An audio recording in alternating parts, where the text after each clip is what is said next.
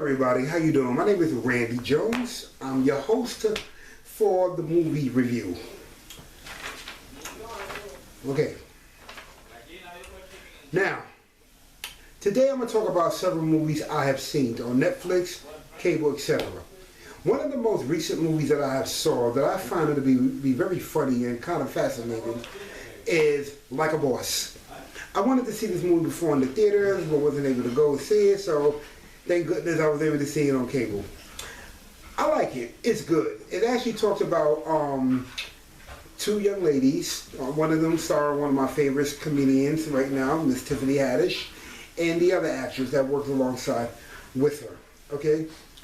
Like a Boss is basically a story about two girls that's actually own a business and they get the opportunity to go higher in their business with another company they merge with, but unfortunately things don't seem to turn right. And the boss they was doing business, supposed to do business, was kind of like backstabbed them and took their product. So Tiffany Haddish came up with an idea and said, hey, we're going to get back at them. We're going to do this, we're going to do this. It actually talks about sisterhood. It actually talks about how people can work together, especially with women, because you know how you women are. Y'all really don't get along with each other, So I pretty much like what I saw. It was good. It was very funny. It was too short for me, though. I don't like real short movies. I like long movies that I can sit there and really watch. But I really enjoyed it. Tiffany Haddish is phenomenal. The whole cast that was with them was phenomenal. They picked the right cast, and I really had a great time watching it. Second movie we want to talk about right now is called Six Underground, played by Ryan Reynolds. This is an action adventure. Now, I love this because I love action movies. This movie right here had me really into it. I was like, and I love Ryan Reynolds. Ryan Reynolds is a good actor. He's real funny, comical. Love him in Deadpool. Love him in almost every movie he does. Okay, so this movie right here, I give actually 2 thumbs up. Okay, Like a Boss, I give 3 thumbs up as well. Okay, but this movie right here was a good movie. Lots of action in it, lots of killing, lots of shooting, lots of all this and lots of all that. The storyboard was great. Filmed overseas, filmed in America, almost everywhere you could think about. Also, another movie I saw which I thought was real good, which matter of fact is one of the top movies on Netflix right now, Cutthroat City. Cutthroat City, directed by hip-hop artist, hip-hop mogul I should say, rapper, now actor, The RZA. Y'all know him from the Wu-Tang Clan, the member, okay? RZA, you did a great job. Like always, whatever you do, bro. I love your work. I love you, man.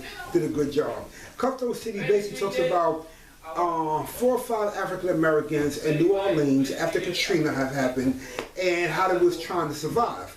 Okay, they came up with an idea and they started working with this guy who's a big time drug dealer. Y'all know him by the name of T.I.T. which is a great actor as well. Did a good job on it. And things didn't seem to turn out so good. So they kind of found themselves on the wrong side of the road and things got really nasty and really crazy, and then, it's just like most of these inner city movies that you see when African American or Spanish people trying to make it and they get into the drug business, the thieving business, it don't turn out good, okay? So, also in that movie I liked Wesley Snipes playing a father figure.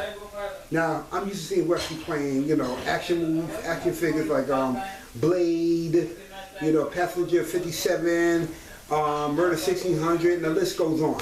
I like Wesley Snipes. He's a good actor. He's real good. Okay, but he played a good part as a father, which I was kind of surprised at me with him playing a father. Based upon what I saw in his role, how they made him look like he's a much older guy, he resembled more of a grandfather. Okay, a bodybuilder grandfather. He still had the big physique, the big build. He didn't do no karate action, but he did have a shotgun. Okay, he was playing a part. He was trying to help his son out. Then he found his son was wanted by the FBI and the feds and stuff, and say, hey, you can't see him, you gotta go. And it just whole thing just got crazy. But Wesley Snipes did a good job on this. Okay. Okay, the next movie I saw. Oh, this is a good one. The Take by Idris Elba. Man, I love me some Idris. Oh man, that brother, man.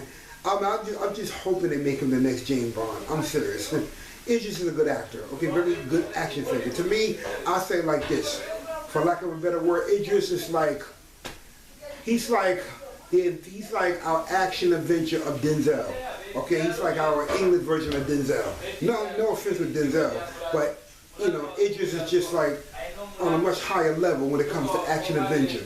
This movie had me into it. I mean, it really had my heart. I mean, Idris was just outstanding, phenomenal. Playing the CIA and on a hunt for some terrorists, which come to find out they was actually thieves, got a professional thief to help him to find the terrorists, and they actually found them, and things just got erupted. But it was a good movie. I loved it. Okay, Idris, you out there watching, brother? Love your work. Keep making movies. Okay, and also John Henry. Now, many of you may remember John Henry from back in the day. I know I did when I was a kid, reading about John Henry. Okay, John Henry was played by Mr. Terry Crews, another good actor I like. Okay, and then Mr. Chris Ludacris Burgess. Okay, Ludacris is actually the villain in this one, and Terry Crews was playing John Henry. This is a story about a guy who's actually trying to do good and try to help people. Okay, and he was helping his family. Actually, this girl who's on a run for her life. That the evil guy was trying to come after and kill her. And John Henry kind of stepped in there and said, hey, listen, this ain't going to happen. You got to stop this and stuff like that. And things just kind of got crazy and erupted, okay? But Terry Crews did a good job. He did a good job on this. I liked it. And last but not least, the movie I saw, The Last OG, played by Tracy Morgan and Tiffany Haddish. Now, one thing I like about this TV show, really, first of all, not to be braggadocious, I grew up with Tracy, okay? Grew up in the same neighborhood. He came from Tompkins Projects, I came out of Sumner Projects, right across the street from her. Seen him several times, nice guy. And they filmed a lot of it in my old neighborhood, in the Marcy Housing Projects and the Tompkins Housing Projects. So when I saw it, it just brought back memories of me growing up, where I grew up at. So, oh, okay. He had Tiffany Haddish come out there. He had Malik Yobu out there. He had a couple of people. I said, and Cedric Entertainer played the good part. And I was like, okay, wow. I'm looking at the old neighborhood on Netflix, and I'm like, man, this is something real good. I remember I heard him doing it and filming it instead of, in the neighborhood. And where I'm from is Hollywood's it's not new to us. We got so many film production and shootings over there. So him going over there to film The Last OG was just icing on the pudding. Okay, but it was a good film. It actually talks about him coming out of jail and being an OG, and it was justification now. Things wasn't the same no more. He was trying to get his girl back, Tiffany, and they had 2 kids and she didn't want to tell him, and she got involved with another man. She married, a Caucasian man, quote unquote. He's like, yo, what's up with this, yo? What's going on? And she didn't want to tell him she had 2 kids because of his lifestyle. He was in jail for 15 years, and she was like, those are my kids and everything. And, make a long story short, eventually the kids found out who he was, and, and he started, mending a relationship that he wasn't there with them. Well, that's it for the movies I'm going to talk about. There is some movies coming up that I want to see that's coming out. Number 1 is the James Bond movie. Hollywood, please listen to us. Please, come on, make your mind up. How many times are you going to push that movie ahead? My goodness, come on, make up your mind. This generation is going to be 170 years old by the time it comes out. My goodness, I'm sure Daniel Craig ain't care. He did his job. He's over playing James Bond. But like, put it out already. At least, let's go back to the 90s. Put it on DVD, okay? Okay, my goodness. Put the movie out already. So, that movie's coming out. A couple other films coming out. Oh, Justice League Part 2. I saw the trailer. Wonderful. But The Rock, Dwayne Johnson playing Black Adam. Very interesting. I can't say he can't do it. From what I saw, it looks pretty good, but it's very interesting. Very interesting. Okay, well, that's it for right now. There's a bunch of other things I can talk about, but I'm going to let my buddy, Mr. Dale Smith, get ready to come on. He's going to talk about what he's going to talk about. So, Mr. Smith, take it from here. Well, hello everybody. I hope you got what you got out of Mr. Jones. Some of the stuff I agree with, some of the stuff I don't. But I didn't see all of those movies, so again, I don't judge if I don't see, so nothing for me to say. Okay, I'm gonna be basically doing TV, film, and special Super Bowl edition, being the sports guy when it's between the both of us. So I will be talking about the Super Bowl after I bring up the TV and film. All right, let's talk about stuff that's basically that I saw and stuff that's actually coming up.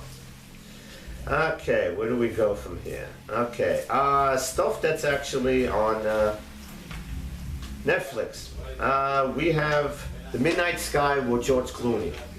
Sci-fi movie. If you're into sci-fi, you're gonna like it. There's a lot of sci-fi movies out these days. I don't know why, but I guess there is. And when you watch the movie, unless you know George Clooney, you wouldn't actually know it's him. It looks like what George Clooney's probably gonna look like when he's 80. It's around 2 hours. I mean, it kind of drags a little bit, but most sci-fi movies do that anyway. Okay, then we have TV show-wise, one of my favorite shows. It's called Zoe's Extraordinary Playlist. If you're a fan of Fame or shows like that, what happens is this girl basically has an MRI, they check her around, and all of a sudden when she comes out, she actually feels people's emotions. And it comes out in song. So when you watch the show, you're gonna hear like so many different songs. It's a great show. It's in its second season, it's on NBC. Used to be on Sunday, now it's Tuesdays at 8 o'clock. So it's actually good to actually watch. Okay, one other movie I watched, unfortunately, was called Lockdown. HBO Max. It seemed like it was the very first Zoom movie. So it was okay, I guess, but you know, the mask on, mask off stuff, it's certain scenes, it's like, you either gonna have an on or off. I mean, I'm sorry, I just don't get that, but I guess the movie, they have to do that. It's starring a lot of the ensemble cast, but nothing to go crazy over, believe me. Okay, one of my favorite movies is called The Ultimate Playlist of Noise on Hulu. This is a movie everybody should watch. It's about this kid that basically is one of those nerds that you had in school that basically just, you know, mixes music and stuff like that, going back into the 80s and 90s when they used to do stuff like that, you know, with the cassettes. So what happens is he goes to the doctor and they check out something, and you know, you have your six senses, and like, you know, if you have one of your six senses that, you know, that you could afford to lose, what would it be? And everybody's answer, of course, would be different, obviously. So in this kid, unfortunately, it was basically sound, and that's what made the kid who he was. So he said before he basically goes to the operation, he's gonna go travel, and he's gonna get like a big list, or like a bucket list, like 50 different noises that he's never gonna hear again. It's a great movie. It doesn't drag. It goes along. It's really good, and I highly recommend it. I'll give that 4 stars with ease. Okay, another show on Netflix called Lupin. It's in French, subtitled. It's very good. If you ever seen something called like The Grifter and stuff like that, it's similar to the movie that Mr. Jones mentioned, The Take. It's about those kind of people, thieves and stuff like that. What happened was his father got murdered by one of the cops about 25 years ago, and basically it was a cold case, but now he's trying to find out the person that did it, and he has an idea who the cop is, so he's actually going after him, but the cop's a big deal now. He's actually a commissioner, so it's a lot of car chasing and stuff like that. It's actually really good. Alright, what else do we have here? Alright, let's see. Okay. Alright, I broke this down as far as what shows should be on different streaming services to make this a lot easier. Stuff that's coming out this month. Alright, what do we have here? Something that I watched on Netflix.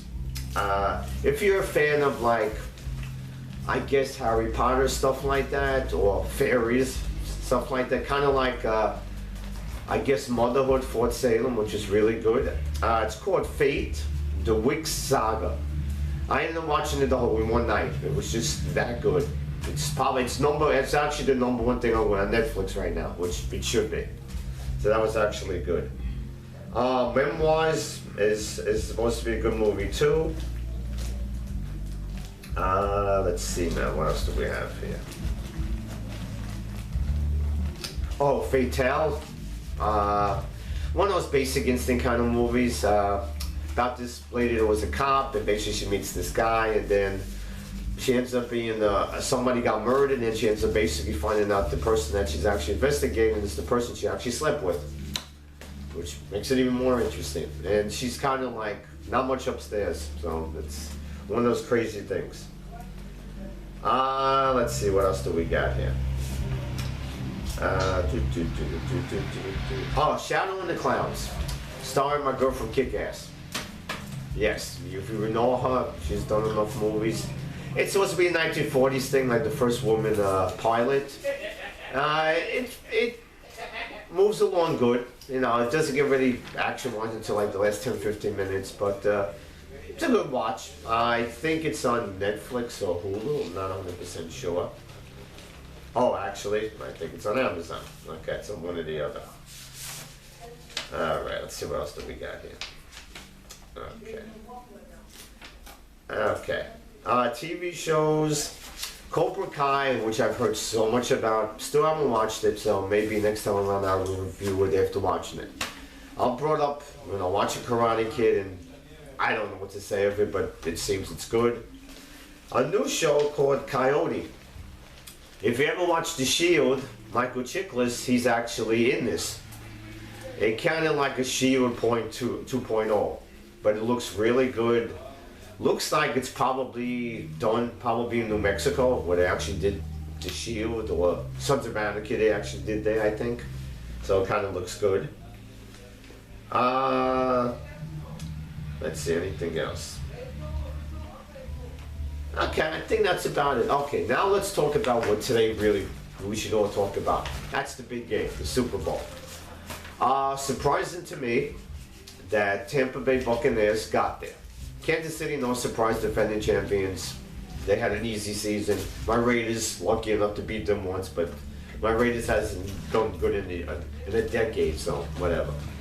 Okay, so here's the keys that I see in this game, as far as with one team. With Tampa Bay, basically what they have to do is try to slow down Mahomes. Try to keep him in the pocket. You keep him in the pocket, then it'll make the, you get him out of the pocket, they win this game with ease, because they got so many weapons. Kelsey, then all the wide receivers. Defense is suspect, so that's why I think this game will be actually interesting instead of a blowout, which I think Kansas City could do that, but we'll see about that.